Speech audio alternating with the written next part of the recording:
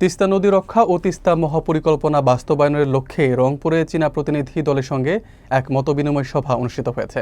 বিস্তারিত থাকছে Jewel মাজহারুলের তথ্যচিত্রে।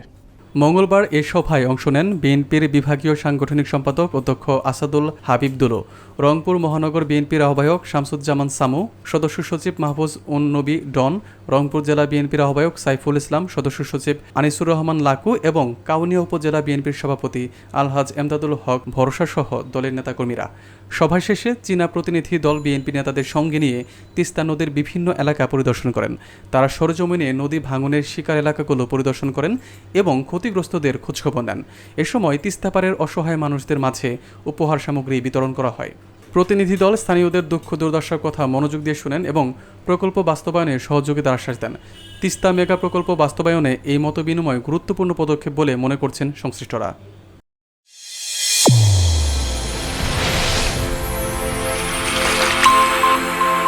Channel A1 হৃদয়ের স্পন্দন।